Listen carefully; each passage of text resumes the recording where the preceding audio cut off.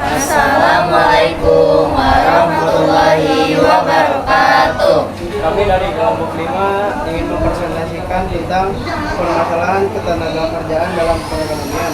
Sebelumnya, perkenalkan, nama saya Muhammad Irfanul Hasri. Nama saya Ananda Nurul.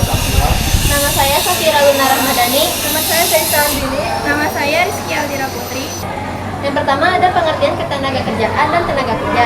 Berdasarkan Undang-Undang Nomor 13 Tahun 2003 tentang ketenagakerjaan, pasal 1 menyatakan bahwa ketenagakerjaan adalah segala hal yang berhubungan dengan tenaga kerja pada waktu sebelum, selama, dan sesudah bekerja.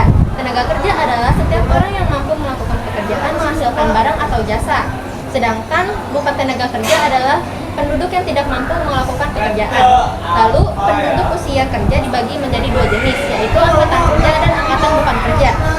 Badan Pusat Statistik mengkategorikan angkatan kerja adalah penduduk usia kerja yaitu 15 tahun dan lebih yang bekerja atau mempunyai pekerjaan.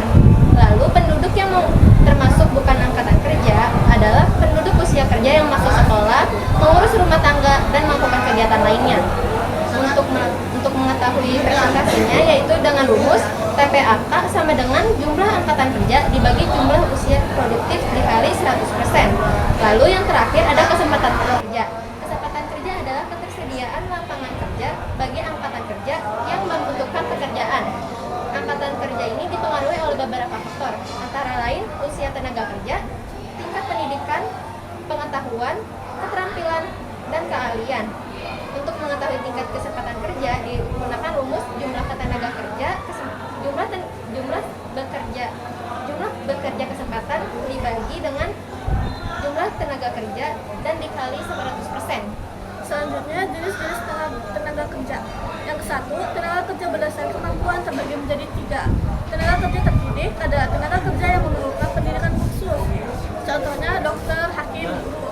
Tenaga kerja terlatih adalah tenaga kerja yang memerlukan latihan dan pengalaman praktis. Contohnya pilot, supir, dan montir. Yang ketiga, tenaga kerja tidak terdidik dan tidak terlatih adalah tenaga kerja yang tidak memerlukan pendidikan dan latihan sebelumnya. Contohnya itu tukang beca, tukang kebersihan, dan pembantu rumah tangga. Nah, selanjutnya tenaga kerja berdasarkan fungsi pokok dalam perusahaan terbagi menjadi 3. Tenaga kerja bagian produsen yaitu tenaga kerja yang bagian dari menambah nilai suatu barang. Tenaga kerja bagian pemasaran yaitu tenaga kerja yang bagian dari memasarkan hasil produksi kepada konsumen. Yang ketiga, tenaga kerja bagian bidang administrasi yaitu tenaga kerja yang kegiatannya mengadministrasi segala hal yang berkaitan dengan kegiatan perusahaan. Selanjutnya, tenaga kerja berdasarkan hubungan dengan proses produksi terbagi menjadi 2, yaitu tenaga kerja langsung dan tenaga kerja tidak langsung. Selanjutnya, tenaga kerja berdasarkan status atau ikatannya terbagi menjadi 3, yaitu pekerjaan lepas, pekerjaan kontrak, dan pekerjaan tetap. Yang selanjutnya, masalah ketenaga kerjaan dan upaya untuk meningkatkan kualitas tenaga kerja. Yang ke-1, mendirikan berbagai pusat latihan kerja. Yang kedua, transmigrasi dan keluarga berencana. Nah, selanjutnya pengertian upah berdasarkan Undang-Undang Nomor 13 Tahun 2003 tentang tenaga kerjaan. Upah didefinisikan sebagai hak pekerja atau buruh yang diterima dan dinyatakan dalam bentuk uang sebagai imbalan dari perusahaan atau pemberi kerja kepada pekerja atau buruh yang ditetapkan dan dibayarkan menurut perjanjian kerja. Kemudian ada teori upah, yaitu menjelaskan dasar penentuan besarnya upah yang diterima tenaga kerja. Yang pertama ada teori upah alam dari David Ricardo, yaitu upah dibedakan menjadi upah alam dan upah pasar. Upah alam adalah upah yang cukup untuk memenuhi kebutuhan hidup pekerja dan keluarganya. Upah pasar adalah upah yang terbentuk karena adanya tarik-menarik antara permintaan dan penawaran tenaga kerja. Yang kedua ada teori upah besi dari Ferdinand, yaitu pengusaha berada pada posisi yang lebih kuat dibandingkan tenaga kerja. Upah pekerja selalu ditekan serendah mungkin. Yang ketiga ada upah kesusilaan. Ada teori upah kesusilaan, yaitu penetapan upah harus didasarkan pada pertimbangan teori upah kesusilaan. Yang ketiga ada teori upah kesusilaan, yaitu penetapan upah harus didasarkan pada pertimbangan kesusilaan dan kemanusiaan. Setiap orang yang bekerja berhak memperoleh penghasilan yang layak. Selanjutnya ada teori diskriminasi upah, yaitu terjadi perbedaan tingkat upah antara tenaga kerja. Perbedaan upah tidak didasarkan pada prestasi kerja atau produktivitas. Kemudian ada Dewan Pengupahan. Dewan Pengupahan adalah lembaga non-struktural yang dibentuk oleh pemerintah. Lembaga ini bertugas memberikan saran dan pertimbangan kepada pemerintah dalam merumuskan dan menetapkan kebijakan pengupahan agar sesuai dengan kondisi ekonomi dan kebutuhan tenaga kerja. Dewan Pengupahan terdiri atas berbagai unsur, yaitu pemerintah, pengusaha, pekerja atau serikat pekerja, serta pakar atau akademisi.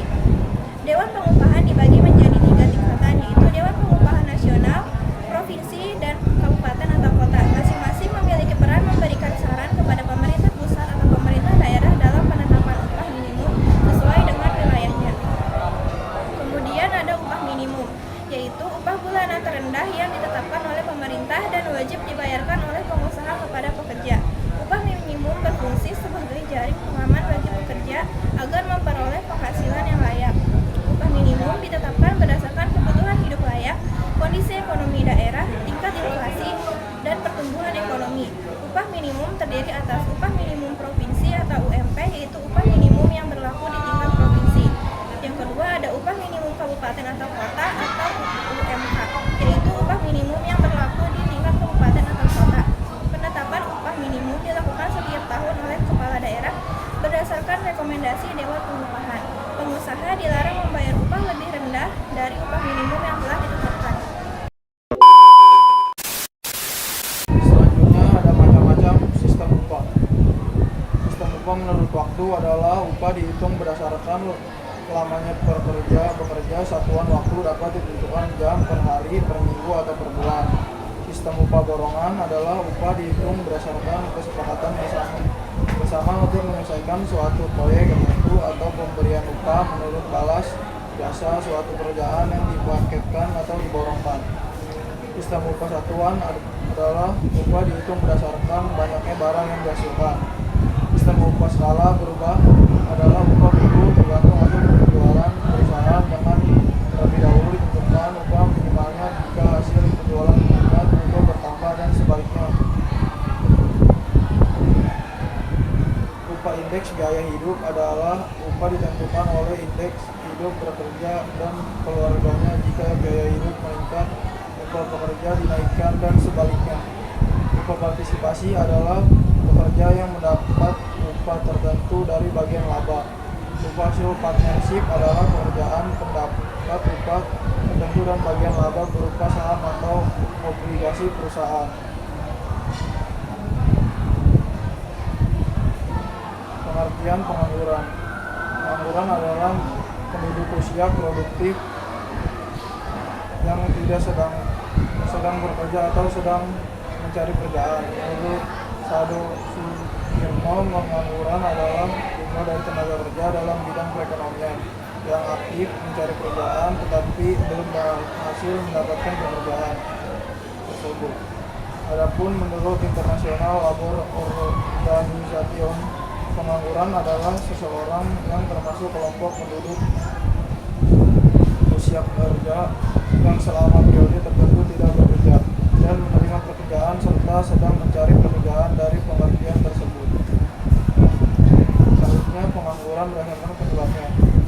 Pengangguran musiman, yaitu penganggurannya yang terjadi karena perubahan musim. Pengangguran ini terjadi pada suatu negara atau daerah yang perekonomiannya berbasis agraris. Contohnya petani menganggur ketika musim kemarau dan nelayan menganggur ketika musim badai.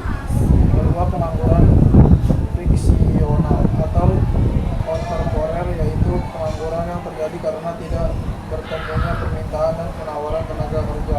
Pengangguran. Selanjutnya penyebab pengangguran.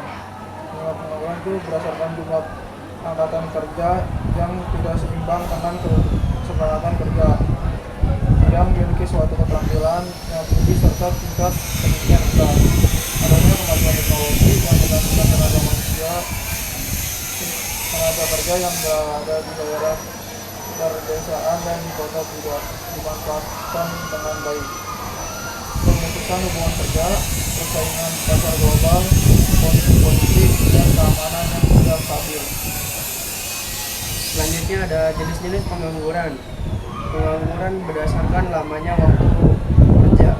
pengangguran terbuka adalah angkatan kerja yang tidak mempunyai pekerjaan. Contohnya mahasiswa yang baru lulus dan belum bekerja. Menurut Badan Pusat Statistik, pengangguran terbuka terdiri atas: pertama, mereka yang tidak memiliki pekerjaan dan mencari pekerjaan. Yang kedua, mereka tidak memiliki pekerjaan dan mempersiapkan usaha. Yang ketiga, mereka yang tidak memiliki pekerjaan dan tidak mencari pekerjaan karena mereka tidak mungkin mendapatkan pekerjaan. Yang terakhir, mereka yang sudah memiliki pekerjaan tapi belum memulai bekerja. Lalu ada dampak pengangguran. Yang pertama, dampak pengangguran terhadap perekonomian. Pengangguran terjadi berdampak buruk bagi perekonomian suatu bangsa. Yang pertama, produk domestik bruto mengalami penurunan. Yang kedua, pendapatan nasional dan pendapatan per kapita menurun. Ketiga, menghambat investasi untuk usaha. Empat, daya beli masyarakat akan barang dan jasa mengalami penurunan. Lima, menimbulkan kelusuan usaha atau terjadinya resesi ekonomi. Yang kedua, dampak pengangguran terhadap individu dan masyarakat. Setiap individu pasti akan merasakan dampak yang diakibatkan dari pengangguran yang dialaminya serta menimbulkan dampak bagi kehidupan sosial masyarakat. Contohnya sebagai berikut. Yang pertama, secara psikologis, pengangguran dapat mengurangi kepercayaan diri serta dapat mengurangi fungsi akal sehat pelakunya karena kebutuhan manusia harus terpenuhi.